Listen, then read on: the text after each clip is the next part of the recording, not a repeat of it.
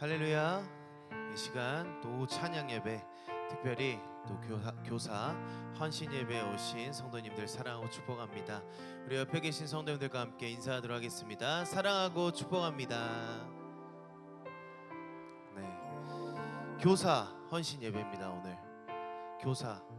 교사라는 이 직분은요, 참 아무나 할 수 없는 직분인 거 아십니까? 종교개혁자 칼빈의 4대 직분에 들어간 아주 귀한 직분입니다. 오늘 이 시간 우리 다음 세대 교사들을 주로 이렇게 헌신 예배를 드리지만 우리 성도님들도 함께 이 교사의 직분을 생각하면서 헌신을 다짐하는 귀한 시간이 되었으면 좋겠습니다.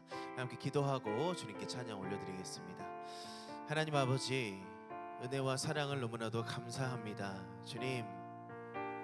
주님의 은혜로 말미암아 우리가 지금 이 자리에서 주님을 예배할 수 있음을 고백합니다.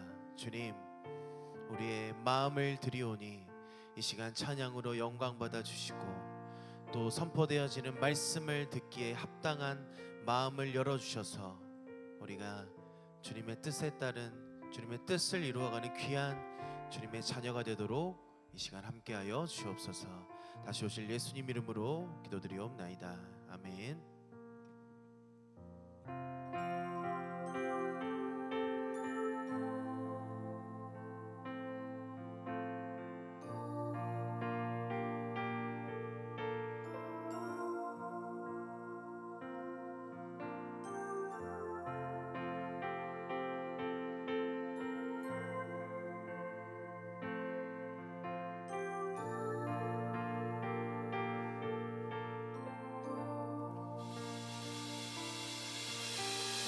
나의 가는 길 주님 인도하시네. 그는 보이지 않아도 날 위해 일하시네. 주 나의 인도자 항상 함께 하시네. 사랑과 힘 베푸시고 인도하시네. 다시 한번 고백합니다. 나의 가는 길 주님 인도하시네. 그는 보이지 않아도 날 위해 일하시네. 주 나의 인도자 항상 함께 하시네. 사랑과 힘 베푸시고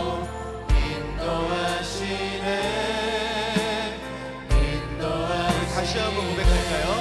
나의 가는 길 주님 인도하시네. 주님 인도하시네. 그는 보이지 않아도 날 위해 일하시네. 주 나의 인도자 항상 함께 하시네.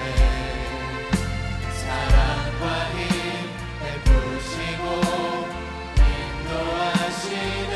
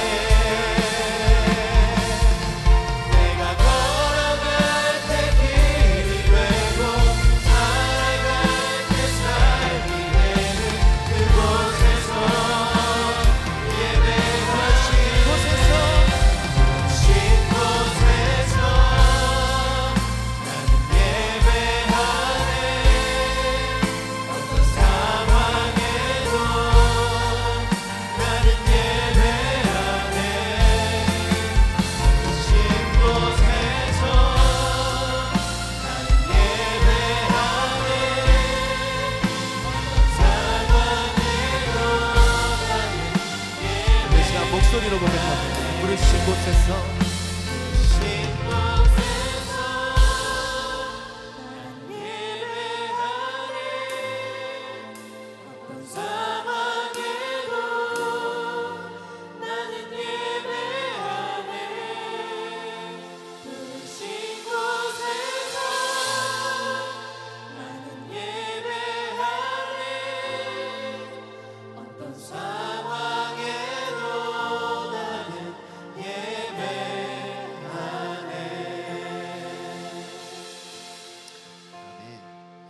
어떠한 상황 가운데서도 주어진 그 자리에서 예배자의 삶을 사는 우리 모두가 되기를 소망합니다.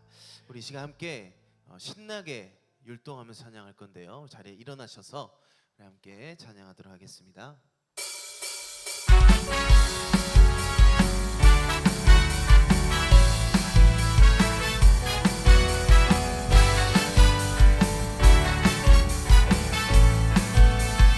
주님 같은 반석을 얻도다. 찬양받기 합당하신 이름, 변치 않으시는 구원의 반석, 진실하시고 진실하신 주. 주님 같은 반석을 얻도다. 처음부터 할까요? 주님 같은 반석을 얻도다. 주님 같은 반석을 얻도다.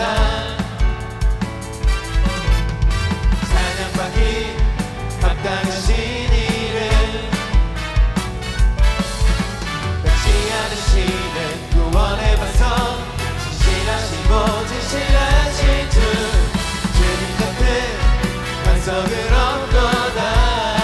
만세 반석, 만세 반석,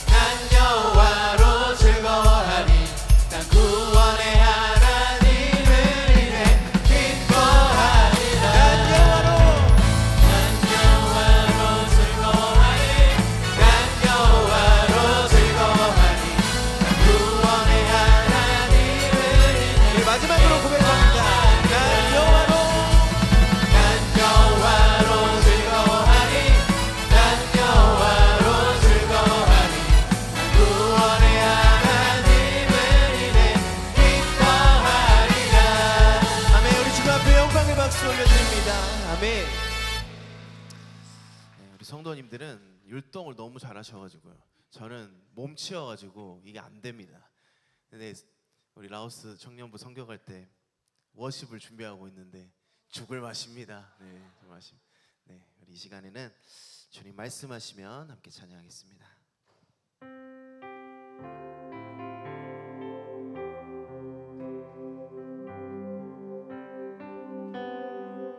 이 시간 이 찬양의 고백이 우리의 삶의 고백이 되었으면 좋겠습니다.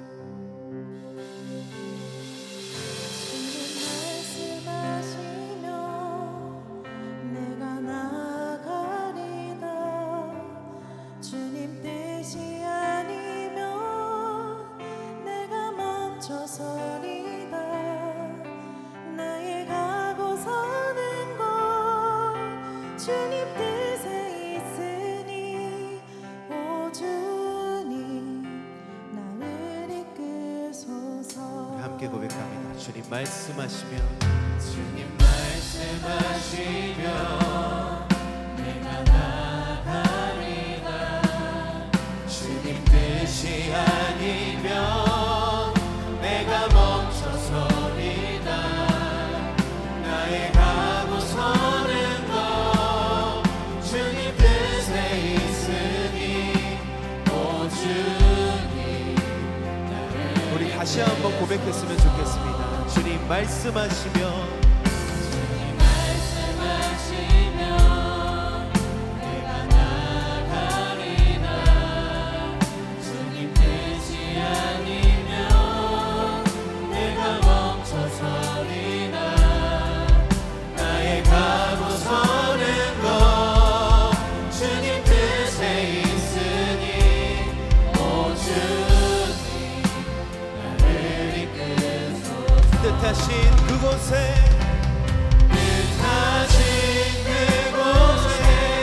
나 있기 원합니다. 이끄시는 대로 순종하며 살리니 연약한 내 영혼 통하여 일하소서. 주님 나라와 그 뜻을 위하여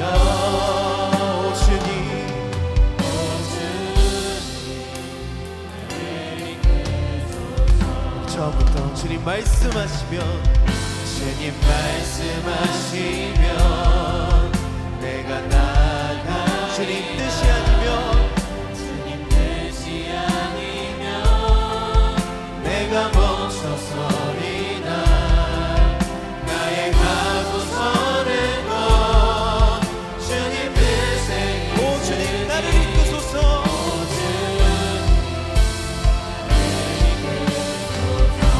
뜻하신 그곳에 나 있기 원합니다.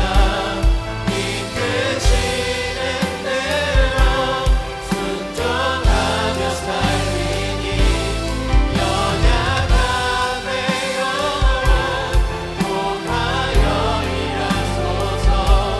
주님 나라와 그 뜻을 위해 다시 한번 뜻하신 그곳에 나 있기 원합니다. 이끄시는 대로 순종하며 살리니 연약한 내 영혼 통하여 일하소서. 주님 나라와 그 뜻을 위하여 오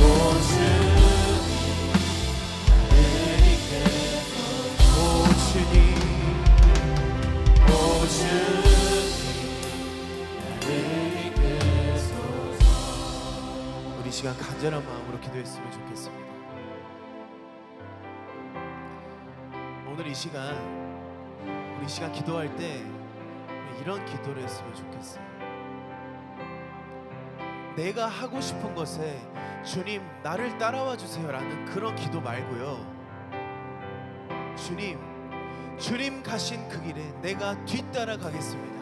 라는 기도했으면 좋겠습니다. 주님의 뜻을 구하면서 주님의 뜻을 이루어가는 우리의 삶이 되었으면 좋겠습니다. 이 땅에서 내가 하고 싶은 것 주님 나 도와주세요라고 기도하는 것이 아니라요, 주님 가신 그 길을, 주님 뜻하신 그 길을 내가 걸어가겠습니다. 이 시간 기도하시고 오늘 말씀 선포하실 목사님을 위해서 주여 한번 부르시고 주 앞에 간절히 기도하도록 하겠습니다. 주여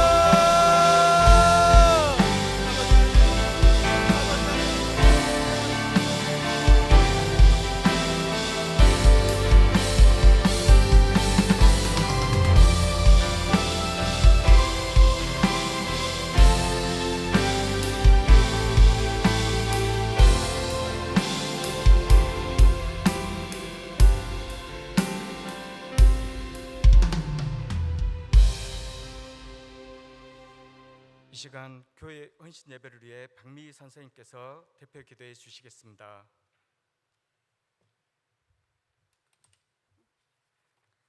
사랑과 은혜가 풍성하신 하나님, 죄 많은 저희를 하나님 자녀 삼아 주시고 오늘 교사 헌신 예배로 불러주셔서 함께 예배하게 하시니 감사합니다.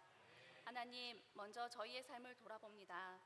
교사로서 아이들 앞에 설 때 저희들 자신이 먼저 주님 말씀 안에 거하였는지 생각하게 하시고 회개하는 교사 되게 하여 주시옵소서. 세상의 분주함과 걱정 속에서도 기도와 말씀으로 굳게 서는 교사 되게 하여 주시옵소서. 하나님을 온전히 바라보며 담대히 나아가는 믿음의 자녀들 되게 하여 주시고 아이들에게 사랑을 표현하고 그리스도의 향기를 나타내는 교사 되게 하여 주시옵소서. 하나님께서 주신 교사의 직분 감사히 여기게 하시고 다음 세대들을 위해 깨어 기도하는 교사 되게 하여 주시옵소서. 교사들에게 성령을 충만하게 하여 주시옵소서. 저희 교회 여름 행사로 여름 성경학교 단기 해외 선교 준비 중에 있습니다. 안전하게 하시고 무엇보다 그 가운데서 주님께서 주신 뜻을 알게 하시고 성령으로 충만한 시간 되게 하여 주시옵소서. 준비하는 손길 위에 지혜와 능력을 부어주시고 기도로 구하는 것마다 채워 주시옵소서. 기도로 준비하는 모든 가정들이 순조롭게 하시고 다음 세대들이 이번 여름 행사를 통해 주님과 더 가까워지고 더 성장하는 귀한 시간 되게 하여 주시옵소서. 오늘 말씀 전하실 김장수 목사님에게 양육간의 강건함을 허락해 주시고 성령 충만함을 부어주셔서 생명의 말씀이 선포될 수 있도록 하여 주시옵소서. 이 모든 예배 순서를 주님께 맡기오며 예수님 이름으로 기도드리옵나이다. 아멘.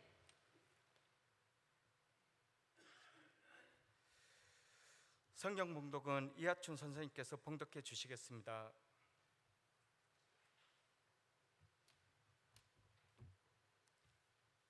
성경 봉독해 드리겠습니다. 에레미야 29장 11절로 14절 말씀입니다. 에레미야 29장 11절로 14절 말씀입니다. 여호와의 말씀이니라. 너희를 향한 나의 생각을 내가 아나니 평안이요 재앙이 아니니라. 너희에게 미래와 희망을 주는 것이니라. 너희가 내게 부르짖으면 내게 와서 기도하면 내가 너희들의 기도를 들을 것이요 너희가 온 마음으로 나를 구하면 나를 찾을 것이요 나를 만나리라. 이것은 여호와의 말씀이니라. 나는 너희들을 만날 것이며 너희를 포로된 자 중에서 다시 돌아오게 하되 내가 쫓아 보내었던 나라들과 모든 곳에서 모아 사로잡혀 떠났던 그곳으로 돌아오게 하리라. 이것은 여호와의 말씀이니라. 아멘.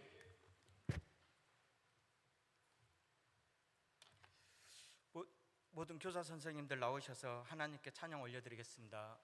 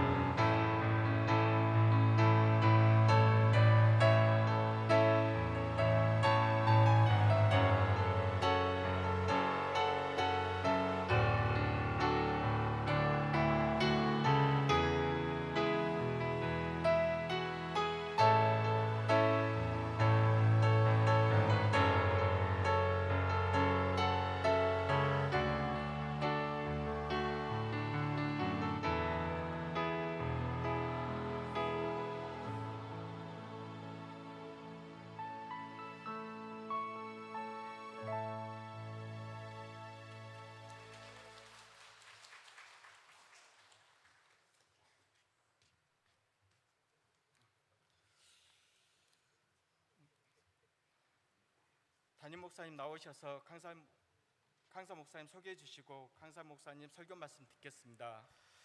아멘. 오늘 강사님은 아주 유명하신 분입니다. 왜 유명하냐면은 멋지게 생겼잖아요. 보면은 머리도 저같이 대머리가 아니고 멋있게 생기셨고, 또 그리고 이름도 엄청나게 이뻐요. 김장수 목사님. 오래오래 장수하시고, 교회 이름도 우리가 소망교회인데 새희망교회. 모든 것이 은혜스럽습니다. 그런데 말씀을 또 잘하세요. 아무쪼록 은혜 충만히 받는 시간 되시기 바랍니다. 나오실 때 할렐루야 같이 해주시기 바랍니다. 아니야, 괜찮아.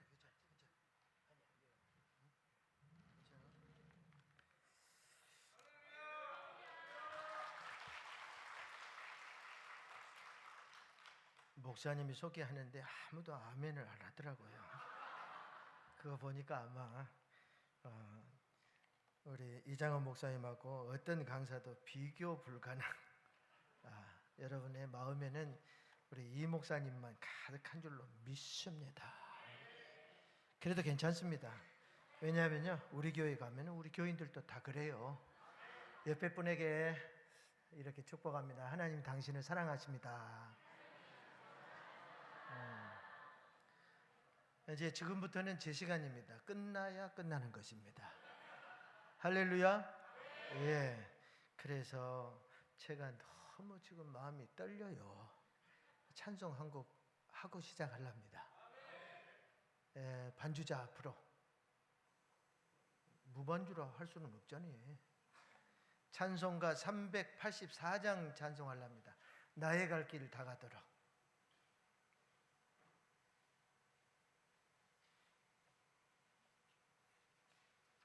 미안합니다. 미리 얘기해 줘야 되는데.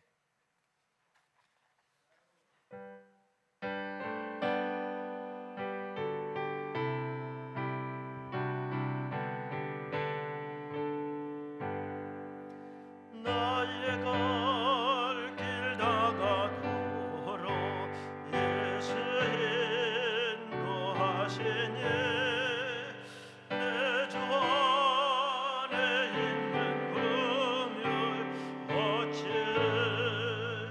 심하리요. 믿음으로 사는 자는 하늘 위로 받겠네. 무슨 일을 만나든지 만사형통하리라. 무슨 일을 만나든지 만사형통하리라. 나의 갈 길 다 가도록 예수 인도하시니 어려운 일 당한데도 족한 은혜 주시네. 나는 심히 고단하고 영혼 매우 가난하. 나의 앞에 반석에서 샘물나게 하시네. 나의 앞에 반석에서 샘물나게 하시네. 나의 갈 길 다 가도록 예수 인도하시니 그의 사랑 어찌 큰지 말로 할 수 없도다. 성령 감화 받은 영혼 하늘나라 갈 때에 영영 부를 나의 찬송 예수 인도하셨네. 영영 부를 나의 찬송 예수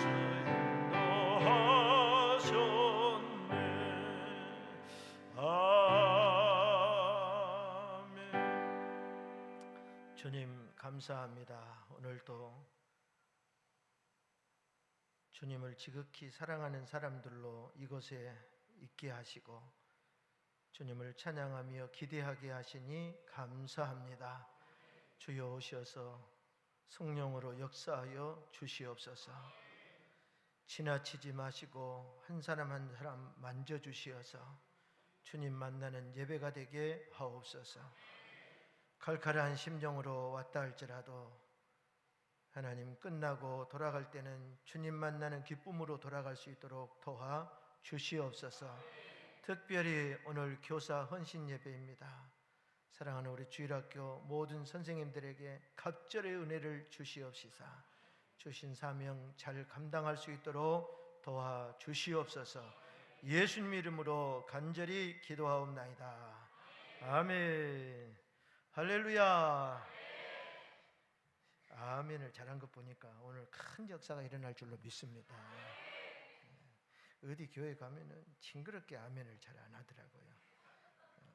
오늘 아주 징조가 좋습니다. 우리 주일학교 교사 선생님들 오늘 헌신 예배인데 우리 선생님들 참 마음으로 응원하고 축복합니다. 주일학교가 참 어렵습니다. 가까이에는 우리들 교회에서부터 주일학교가 어렵다는 것은 부인할 수 없는 일이죠. 우리 남광주 노예 안에 거의 절반 100여 개의 교회가 있는데 절반은 주일학교가 없다고 보시면 돼요. 심각하지요. 절반의 교회가 한 50개 이상의 교회는 절반이 뭐예요? 한 60개 정도는 주일학교가 없다고 보시면 됩니다. 우리 합동교단의 50%가 주일학교가 없는 걸로 그렇게 통계가 나왔어요. 그리고 주일학교 20명 이하의 주일학교가 우리 합동교단에서 통계를 내놨는데 70%입니다. 70%가 20명 이하의 주일학교를 운영하고 있다라고 하는 것이죠. 그러니까 그야말로 주일학교 위기 시대입니다.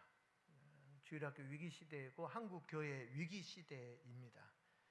그런데도 우리 지금 일선에서는 우리 교사들이 그런 열악한 환경 속에서 이렇게 교사로 사명을 감당하고 있다는 것이 너무 고맙고 감사할 일이지요. 특별히 제가 오늘 이 말씀을 통해서 우리 교사들이 다시 한번 큰 힘을 얻기를 진심으로 기도하는 마음으로 말씀을 전하겠습니다. 늘 제가 이런 고백은 아마 일평생 들어볼까 말까 하는 고백인데 제가 이장은 목사님을 사랑합니다. 굉장히 노예 안에는 선배들도 많고 후배 목사님들도 동기들도 많습니다만은 그래도 제가 마음으로 이렇게 사랑하고 존경하고 늘 이렇게 모델로 삼고 참 부러워하는 목사님이셔요. 그런데 은퇴를 앞두시고 어떻게 또 저를 이렇게 부르셔서 또 이 강단에 설교를 하게 하니까 너무 행복하고 좋습니다. 작년에 우리 한국 갤럽에서 그런 조사를 했어요. 종교 분포도에 대한 조사를 했는데 거기서 충격적인 그런 지표들이 나왔어요. 우리 한국의 10대 종교 데이터를 냈는데 우리 10대들 그러니까 거의 한 13세부터 17세, 18세까지 우리 10대들이 응답하는 응답자 한 2,000명 가까이를 통해서 설문을 했는데 응답자 83%가 무종교로 나왔어요. 무종교, 나는 종교가 없다라고 하는 그런 대답을 했다라고 하는 거예요. 그러니까 우리 10대들이 그렇게 83%가 현재 종교를 안 가지고 있다, 이런 대답을 했다는 거예요. 그 무종교라고 하는 대답하는 그 10대 중에 62%의 대답은 뭐였냐면은 왜 그러면 종교를 안 갖고 있느냐 이렇게 물어볼 때 오늘은 뭐 어떤 종교에 어떤 반대하는 그런 마음 때문에 그런 줄 아는데 통계를 보니까 그렇지 않아요. 62%가 뭐라고 대답했냐면은 그냥 관심이 없다, 그렇게 대답을 했다는 거예요. 83%의 우리 청소년들이 종교가 없고, 그 다음에 그 종교가 없다고 대답하는 62%의 청소년들이 왜 종교를 갖지 않느냐 그랬더니 관심이 없어서 갖지 않는다, 이렇게 대답을 했다고 하는 거예요. 그러니까 종교를 가지고 있는 우리 13세부터 18세까지 우리 청소년들은 종교를 가지고 있는 청소년들이 17%에 불과하다는 거예요. 물론 이제 연령이 높아질수록 조금 더 이제 그 종교를 가지고 있는 그런 분포도가 올라갑니다. 약 한 20대에서는 24% 정도가 종교를 가지고 있는 걸로. 그 다음에 30대에서는 30% 정도. 40대에서는 약 한 37% 정도가 종교를 가지고 있는 걸로. 그 다음에 50대에서는 45% 정도. 그 다음에 60대 이상으로는 한 50%, 52% 정도가 종교를 가지고 있다, 그렇게 대답을 했습니다. 아까도 말씀드렸습니다만 왜 종교를 가지고 있지 않느냐 그러니까 우리 청소년들에게 물어보니까 그냥 관심이 없었다는 거예요. 관심이 없어서 나는 종교를 무슨 반대해서라고 하면 설득이라도 할 것인데 아예 나는 종교에 관심이 없다 그러는 거예요. 관심이 없다. 그래도 이제 청소년들한테 물어보니까 그래도 호감 가는 종교가 있느냐 그러니까 캐톨릭이 약 한 10% 정도, 캐톨릭이 한 10% 정도 나는 캐톨릭의 호감을 가지고 있다. 그리고 우리 기독교는 한 8% 정도. 그 다음에 불교는 3%. 근데 놀라운 수치가 있어요. 여기도 역시 호감이 없다고 하는 프로테지가 70, 어느 종교도 호감이 없다고 하는 프로테지가 78%예요.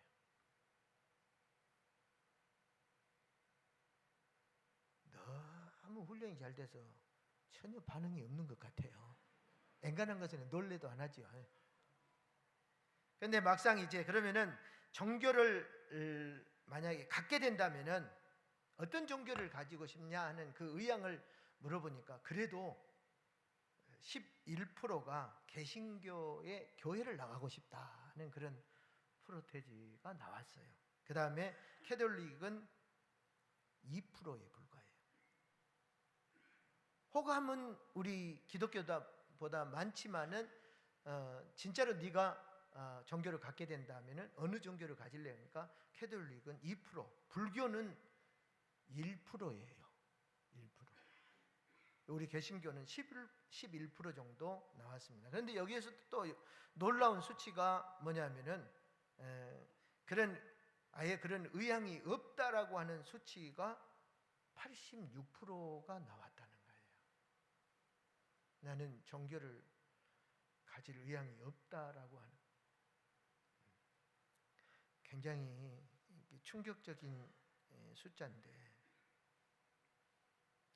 사실은 개신교는 지금 많은 그러잖아요. 교회 문은 항상 열려 있어서 많은 사람들이 많은 청소년들이 들어오기도 하지만은 또 문이 열렸다는 문턱이 그만큼 낮다는 것은 뭘 의미하냐면은 들어온 사람도 많이 들어오지만은 나가는 사람도 많이 있다라고 하는 것이에요.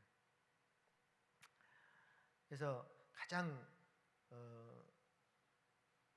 자기가 믿는 종교에서 많이 이탈하는 프로테지가 높은 그 종교가 바로 우리 기독교입니다. 개신교. 많이 들어왔다가 많이 나가는. 그리고 종교에 대해서 이제 긍정과 부정으로 이제 의견을 물어봤을 때는 거의 반반으로 긍정적인 부분도 절반 정도, 그 다음에 부정적인 부분도 절반 정도 팽배하게 이렇게 프로테지를 차지하고 있습니다. 근데 이제 이들이 무엇을 볼까 했을 때 중요한 것은 이제 그 신앙의 그런 어떤 실천적인 면을 이렇게 많이 보는 거예요. 여러분, 교회는 많이 숫자가 많느냐 그런 게 보는 게 아니라 사실은 교회 안에 있는 사람들은 잘 모르겠지만 교회 안에 있는 청소년들도 어른들이 신앙생활을 어떻게 하는지 다 보고 있어요.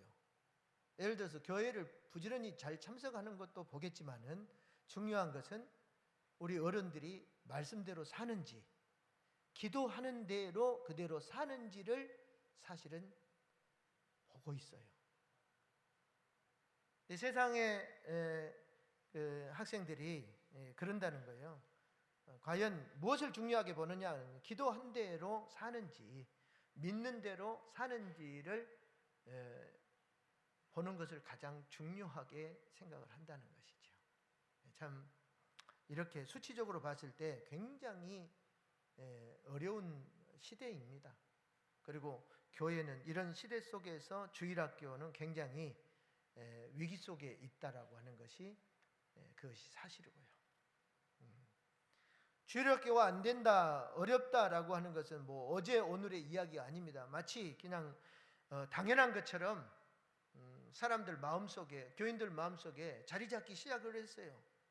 그래서 우리들도 안 되는 걸로 그렇게 생각하는, 어느 면에는 그냥 포기 아닌 포기, 이런 상황에 우리도 스스로 그렇게 인정하면서 시간이 지나기를 기다리고 있는 그런 지금 상황에 놓여 있어요. 제가 헌신 예배이기 때문에 이런 구체적으로 데이터를 좀 말씀을 드리는 거예요.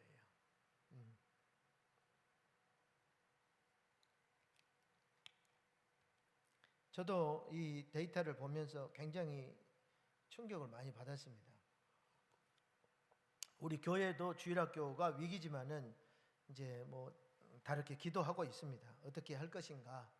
이제 근데 여러 번 이제 우리가 뭐 전도만을 이야기를 했는데 이게 전도가 지금 벌써 전도 나갈 때 사람들 마음속에는 주일학교 전도는 안 된다라고 하는 것이 마음속에 자리 잡아 있기 때문에 굉장히 지금 노력은 많이 하고 있지만은 실질적으로 어려운 상황이다.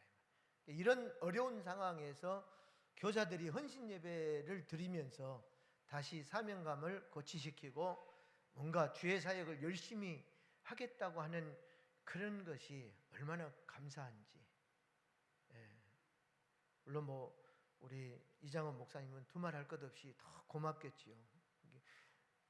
다른 교회, 너매교회 목사도 마음이 좋은데 안 그러겠어요.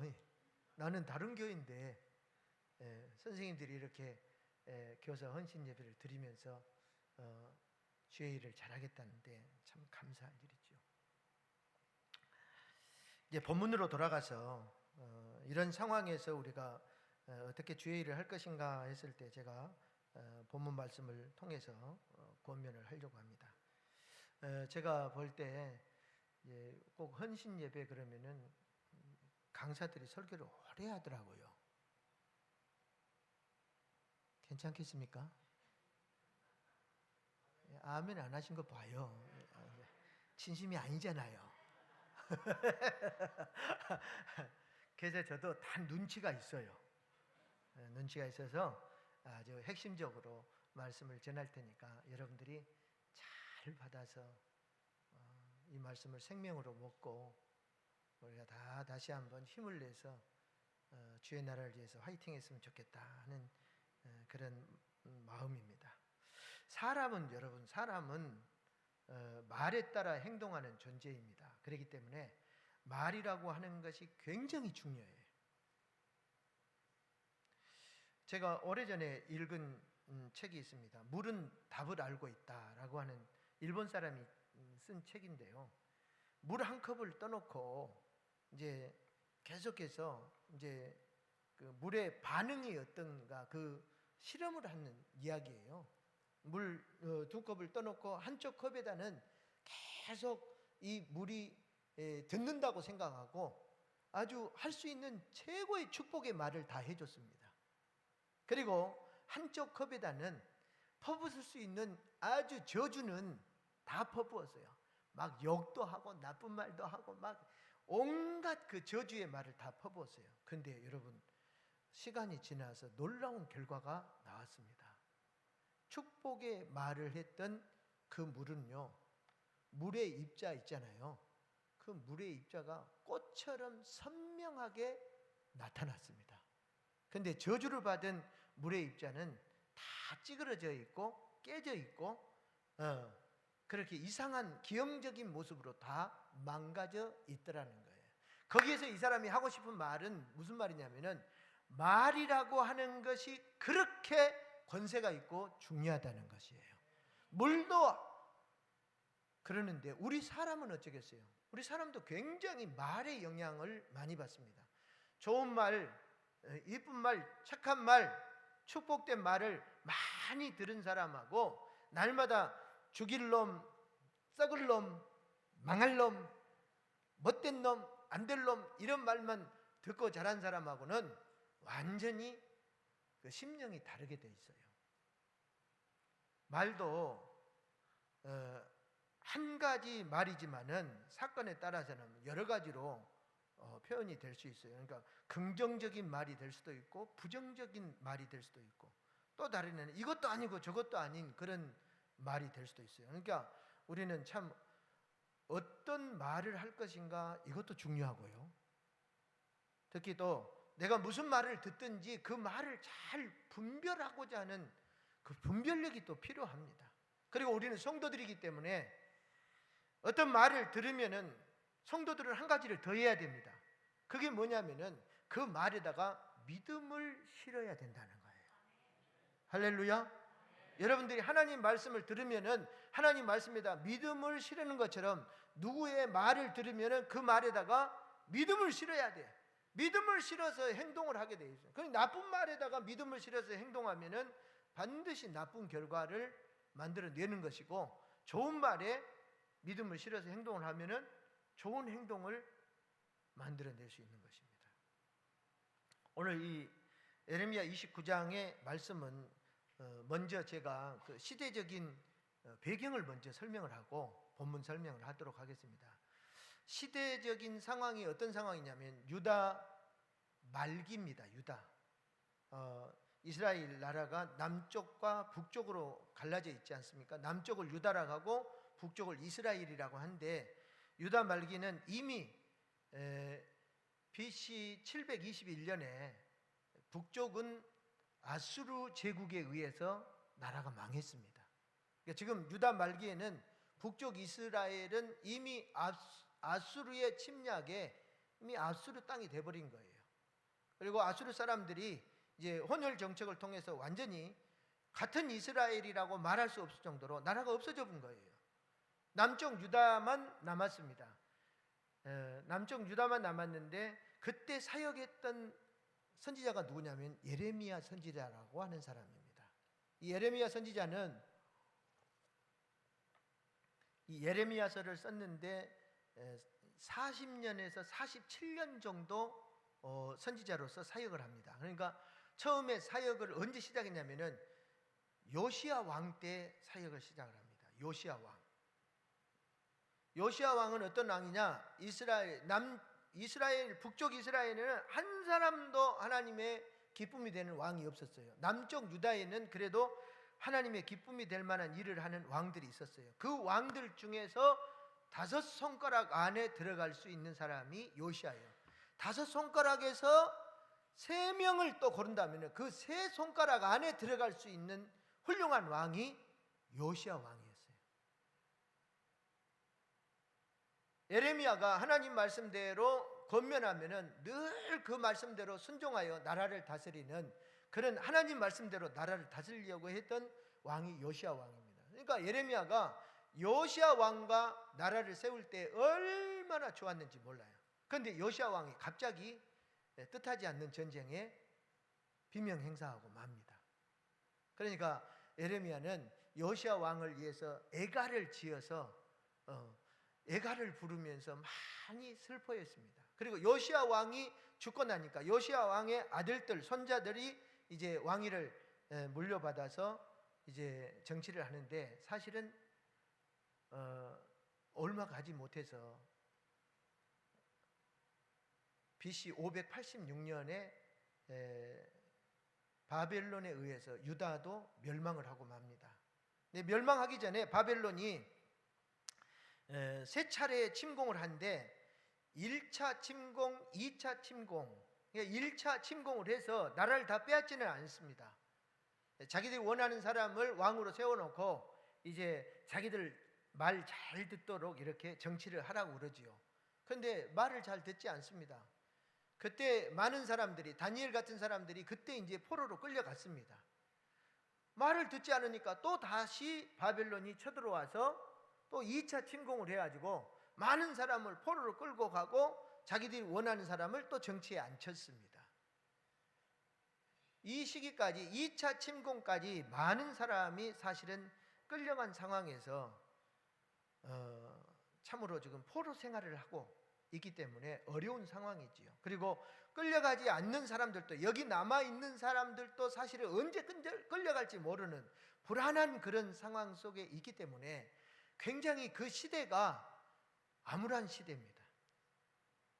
그러니까 여러분, 어떤 병이 있으면은 그렇다 하잖아요. 뭐 약도 많고 의사도 많고 그렇다시 시대가 그렇다 보니까 많은 말들이 나오는 거예요. 뭐 이래야 된다, 저래야 된다. 어떤 사람은 뭐 자기 생각으로, 어떤 사람은 막 거짓말로 막 하면서 됩니다. 그때 하나님께서 예레미야 선지자에게 주셨던 말씀은 이스라엘 백성들이, 남쪽 유다 백성들이 바벨론에 항거하지 말고 바벨론에 순종하라는 거예요. 순종해라. 그러니까 그게 싫어서, 또 예레미야가 하나님 말씀 전하는 것이 싫어서 어떤 사람들은 가짜 선지자들이 거짓 예언을 합니다. 거짓 예언이 뭐냐면은 이제 곧 이제 바벨론은 무너진다. 무너지니까 끌려갔던 사람들이 조기 70년 만에 돌아와야 되는데 70년 다 채우지 않고 조기 귀환한다고 하나님께서 우리에게 말씀해 주셨다. 하나냐라고 하는 이 가짜 선지자, 거짓 선지자는 막 거짓말로 예레미야가 하나님 말씀 전하는데 막 반기를 든 거예요. 백성들을 선동을 하면서. 그런데 여러분 생각해 보세요. 예레미야 말이 그럴싸하겠어요? 아니면은 바벨론이 망하고 나라가 회복된다는 말에 마음이 더 가겠어요? 두 말하면 잔소리지요. 그런데 또 바벨론에 끌려간 또 거짓 선지자들이 있습니다. 아합이라든가 시드기야라든가, 이 사람들은 왕 이름은 아니에요. 그런데 가짜 선지자 중에서 이런 이름을 가진 사람들이 있었어요. 또 스마야라고 하는 이런 사람도 있는데 이 사람들은 편지를 보내가지고 뭐라고 편지를 보냈냐면은 조기 기한도 없고 그 다음에 바벨론이 망할 일도 없다고, 그러니까 바벨론에 순응하라고 하는 그런 예레미야의 말에 정반대로, 아니다, 지금 이 바벨론의 정치적 상황은 내부 분열이 일어나고 바벨론이 곧 망하게 생겼으니까 예레미야의 말은 틀렸다. 곧 있으면 바벨론은 무너질 것이고 우리는 조기 귀환을 하게 될 거니까 예레미야의 말을 듣지 말고 우리 말을 듣고 따라야 된다. 이런 상황입니다.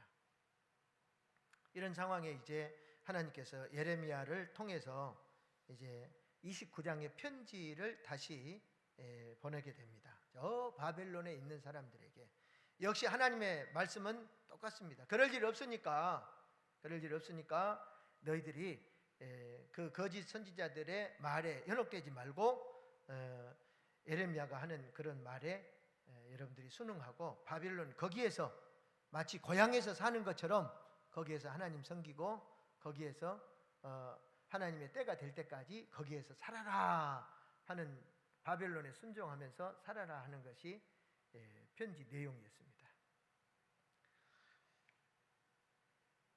제가 이 말씀 속에서 오늘 우리 모든 성도님들과 함께 같이 나누고자 하는 말씀은 그래요. 오늘 뭐 주일학교 상황도 그러고 우리의 삶의 상황도 마찬가지입니다. 경제적으로 얼마나 어렵고 힘듭니까? 이런 상황에서 많은 말들이 있는데 과연 우리가 어떤 말에 귀 기울여야 될 것인가?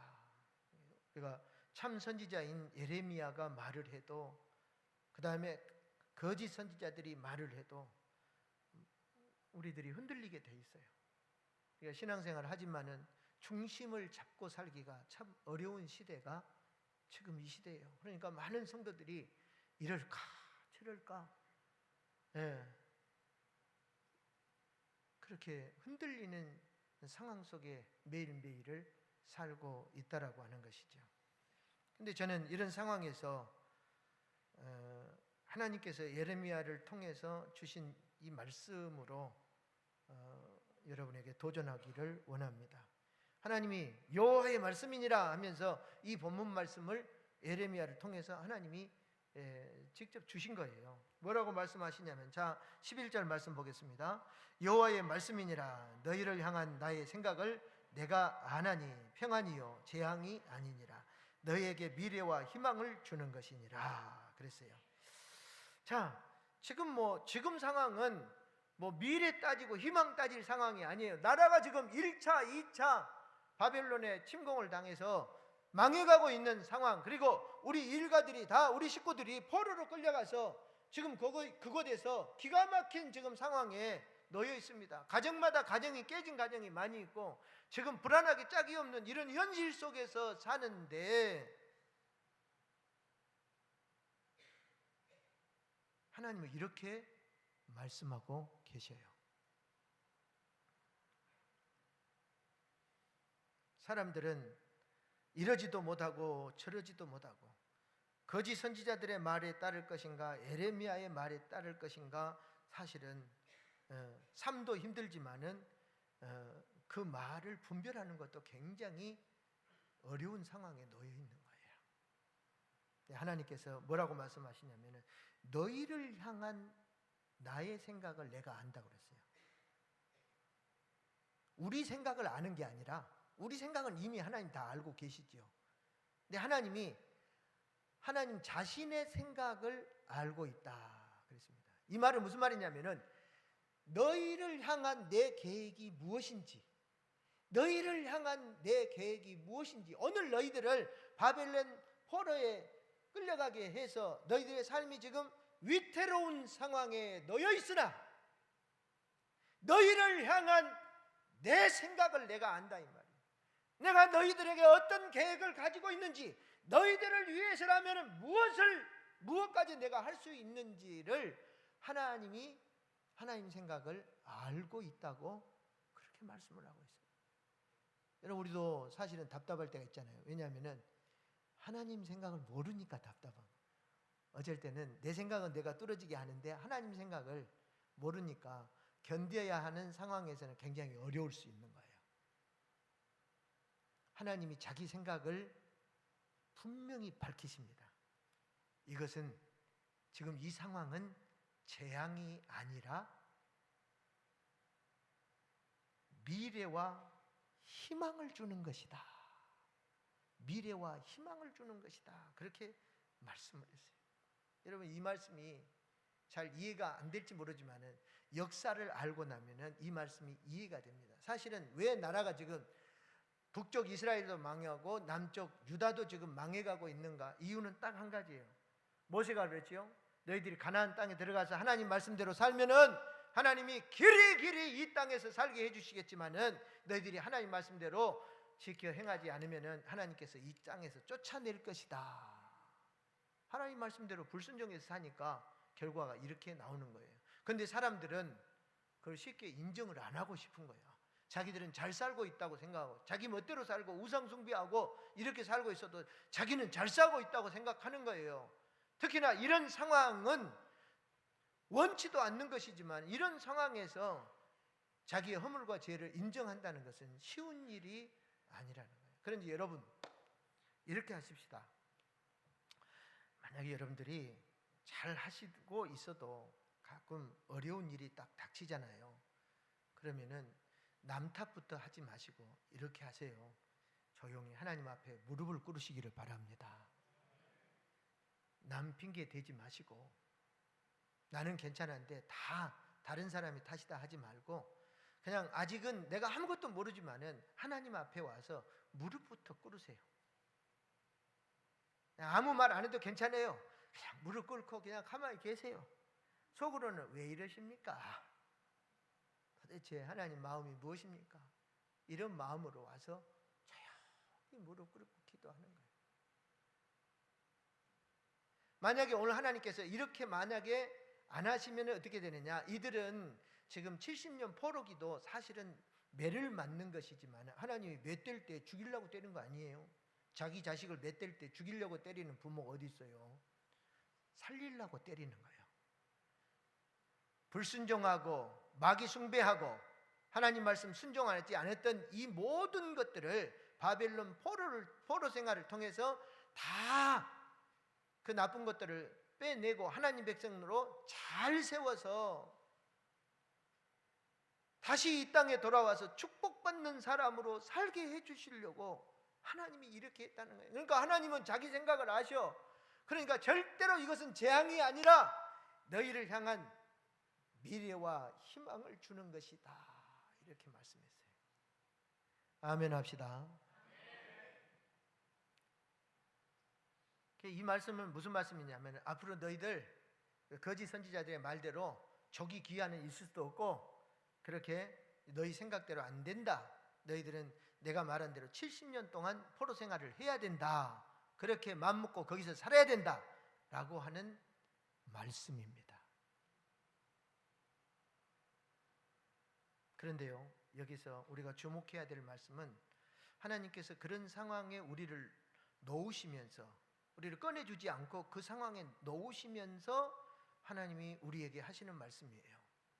그 다음 말씀 보니까 12절에 그랬어요. 너희가 내게 부르짖으며 내게 와서 기도하면 내가 너희들의 기도를 들을 것이요. 13절 너희가 온 마음으로 나를 구하면 나를 찾을 것이요 나를 만나리라.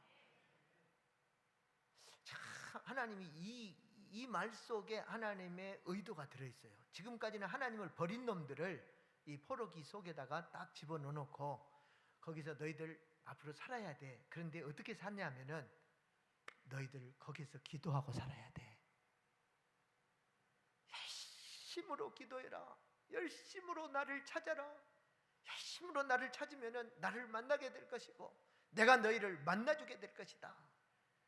하나님은 잊어버린 지가 오래됐습니다. 그런데 하나님께서 그 환경에 있게 하시면서 기도하라는 거예요. 왜 기도해요? 하나님이 다시금 이스라엘의 하나님이 되어주고 싶으니까, 이스라엘을 다시 내 자녀로 삼아주시고 싶으니까 그 관계를 회복해 다시 살게 하시려고 하나님이 이렇게 말씀하시는 거예요. 그래서 기도는요, 하나님과 우리 관계를 다시 만드는 것인 줄로 믿습니다. 특별히 어려운 가운데 있는 성도들의 기도는요, 절절하잖아요. 근데 문제 해결을 위해서 기도하지 말고 기왕에 기도할 바에야 하나님과의 관계 회복을 위해서 기도하시기를 바랍니다. 그러면 하나님께서 뭐라 했냐면은 만나 준다겠어요. 그리고 마지막 절에 이것은 여호와의 말씀이니라. 나는 너희를 만날 것이요. 그렇죠? 만날 것이며 너희를 포로된 중에서 다시 돌아오게 하되 그랬어요. 할렐루야. 하나님과의 관계가 다 그 시간에, 그 시간 동안에 하나님이 이스라엘 백성, 유다 백성들과 관계를 완벽하게 만들 것이다 이 말이에요. 그리고 그 관계가 만들어지면 짠!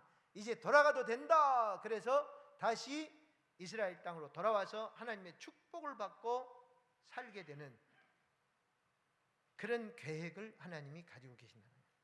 그러니까 여러분 보세요. 제가 설명을 하니까 하나님의 생각이 이해가 되지요. 그래서 하나님은 이 생각을 다 갖고 이런 프로젝트를 갖고 계시기 때문에 지금 어려움은 재앙이 아니라 미래와 희망을 주는 것이다 그랬습니다. 저는 이 말씀으로 우리 선생님들에게 고면하고 싶습니다. 제가 앞서 한국교회 위기, 우리 주일학교의 위기에 대해서 말씀을 드렸습니다. 우리 모두 공감하고 어쩌지 못해서 어정쩡한 자리에 서 있는 그런 경우도 많이 있습니다. 사실은 주일학교 선생님들만 그런 게 아니라 세상과 하나님 사이에서 이러지도 못하고 저러지도 못하고 어정쩡한 자리에 서 있는 그런 경우가 많습니다. 그러나 여러분, 희망은 하나님께 있습니다. 하나님의 말씀을 여러분들이 내 마음으로 온전히 다 받으시기를 바랍니다. 내 생각대로 가겠다고 하나님과 줄다리기 하지 말고 이제 내 생각을 내려놓고 하나님의 말씀을 온전히 받아들이는 사람이 돼야 돼요. 그리고 이제 그 현장에서 어떻게 해야 될 것인가 했을 때 이제 하나님 앞에 울며 기도해야 됩니다. 하나님 도와주세요. 나는 주님 없이는 살 수 없습니다. 주님 없이는 아무것도 할 수 없는 사람입니다. 주님, 하나님의 자녀로서의 모습을, 능력을 다 상실해버리고 세상 가운데 눌려 사는 이 불쌍한 나를 주님 불쌍히 여겨주세요. 나의 죄를 용서해 주시고 하나님과의 관계를 회복하게 도와주시옵소서. 여러분이 기도하세요. 그러면은 우리 하나님은 어떤 하나님입니까? 우리 하나님은 상황을 바꾸실 수 있는 분입니다. 우리 하나님은 환경도 바꾸실 수 있는 분입니다. 우리 하나님은 내가 당하고 있는 이 문제도 바로잡을 수 있는 분입니다. 내가 고통하고 있는 이 질병도 해결할 수 있는 분이 우리 하나님이시고, 아파 있는 우리 주일학교도 회복시킬 수 있는 분이 우리 하나님이시라고 말씀했습니다. 너무 여러분이 경청해서, 사실은 지금 이제 30 정도밖에 안 했는데 목사님 어떻게 하면 좋을까요? 30 정도밖에 안 하는 게 충분하지요? 네, 그래요. 그런 데는 안 줄 알았어요. 내가 저도 눈치가 있어요. 하나님을 믿으시기를 바랍니다. 절대 우리를 향한 하나님의 선하신 계획은요 변하지 않습니다. 하나님이 미래와 희망이다. 내가 하는 모든 일은 너를 위한 미래와 희망이다. 주일학교가 지금은 위태하게 보여도 너희들이 그 상황에서 나를 구하고 나와의 관계를 참으로 원하면은 하나님이 얼마든지 다시 회복시킬 수 있다라고 하는 말씀을 주시는 거예요. 여러분 모두 삶 속에 적용하셔서 주님의 기쁨으로 일어설 수 있기를 주의 이름으로 축복합니다. 하나님 고맙습니다. 감사합니다. 사랑합니다. 희망은 세상에 있는 것이 아닙니다. 다른 사람들의 말에 있는 것이 아닙니다. 희망은 하나님께 있습니다. 하나님의 말씀에 온전히 순종하게 도와주시고 힘든 그 상황 속에서 기도하게 도와주시옵소서. 하나님이 원하시는 사람으로 세워지기만 하면은 하나님은 상황도 환경도 문제도 우리가 당면한 모든 어려움도 바꾸실 수 있는 분인 것을 믿게 하여 주시옵소서. 감사드리고 예수님 이름으로 간절히 기도하옵나이다. 아멘. 은혜 받으신 말씀 꼭 실천하시고 실천하셔서 하나님께 영광 돌리는 모두가 되었으면 합니다. 320장 찬송 부리면서 준비하신 예물 하나님께 드리도록 하겠습니다.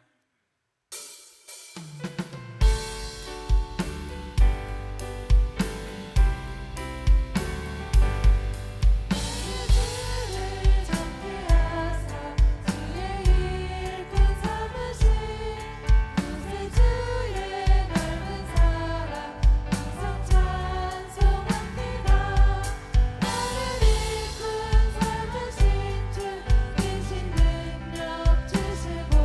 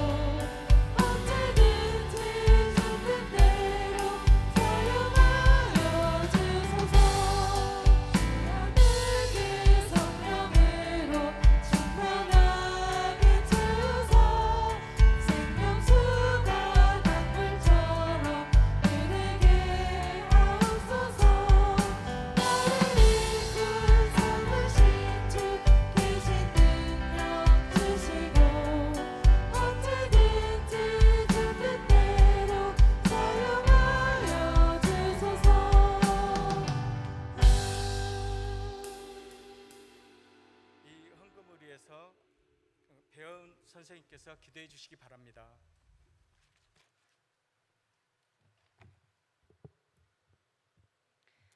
기도하겠습니다. 살아계신 하나님 아버지, 오늘도 거룩한 주일 예배 가운데 저희를 불러주시고 목사님을 통해 귀한 말씀을 듣게 하시니 감사드립니다.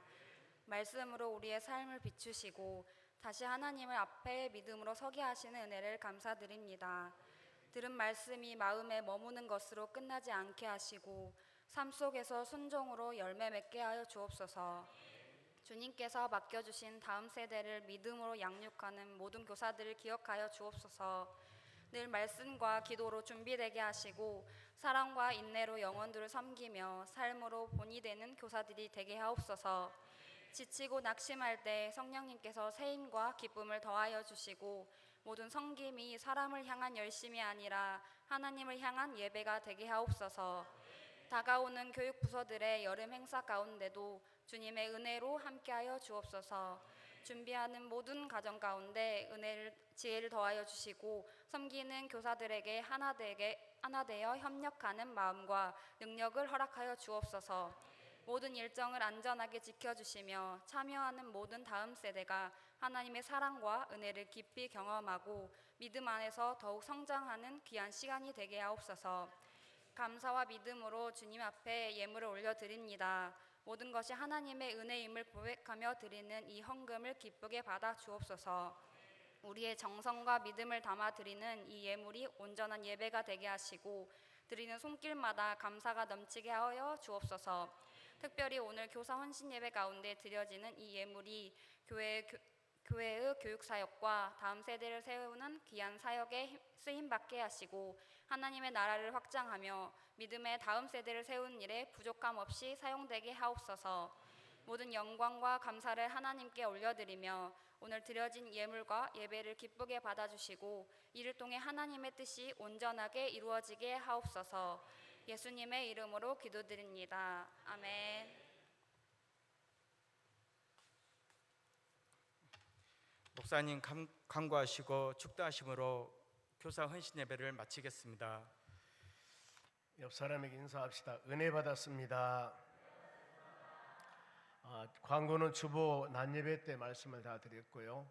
특별히 내일 아침부터 2주 동안 특별 새벽기도 아시죠? 청빙을 위해서 7월 31일까지 내일 아침부터 2주 동안 기도합니다. 여러분들 1차 기도회 했던 것과 같이 모두 나오셔서 혹시라도 1차 기도회 조금이라도 내가 참석해야 되는데 그냥 집에서 한다고 대충 그런 마음을 가지신 분 있다면 이제는 있는 곳에서 기도하는 것도 중요하지만 할 수만 있으면 다 오셔요. 그냥 오셔가지고 한번 들이밀읍시다 하면서 하나님께 애쓰고 간구하는 그런 마음 가질 수 있도록 2주 동안입니다. 31일까지 같이 해주시고 다음 주 월요일부터는 우리 주일학교 중등부죠. 중등부 제자훈련 받은 주일학교던가요? 중고등부 새벽기도회 초중고 새싹부랑 다 같이 전체 일주일 동안 특별 새벽기도를 하거든요. 이때 이제 바로 엄마 아빠 할머니 안 나버리면 다 속 보여버립니다. 이제 새싹부 주일학교 중고등부 다 나오거든요. 일주일 동안 새벽기도 한다니까요. 그리고 잘 끝가장 지킨 애들은 거금 다 드리게 돼 있어요. 말 안 할래요. 제가 우리 교육자가 저거 약속했거든요. 다 하면은 장학금 줄 거예요. 아무쪼록 너무나 감사해 보면 왜냐하면은 우리가 특세하고 있는데 같이 이렇게 새싹부 주일학교 중고등부 같이 이렇게 한다는 것이 그러면 또 어쩔 수 없이 교사들 와야 돼. 안 오면 또 난리 나버리잖아. 이제 주의 은혜로다. 다음 주일 날 개봉박두. 아무쪼록 여러분 한 주간 계속 이번 주부터 우리가 교회가 전 교인들이 기도해서 여름 행사를 위하고 청빙을 위해서 기도했던 하나님께서 큰 은혜 주실 줄로 믿습니다. 목사님 축복 기도하고 마치겠습니다. 기도합니다. 이제는 주 예수 그리스도의 은혜와 하나님 우리 아버지의 극진하신 사랑하심과 성령의 이루고통 충만하심이 우리 교사 선생님들 머리 위에와 사랑하는 우리 성도들 머리 위에 그 가정 위에 생업 위에 자녀들 위에 모든 주의 사역 위에 이제로부터 영원토록 함께 있을지어다. 아멘.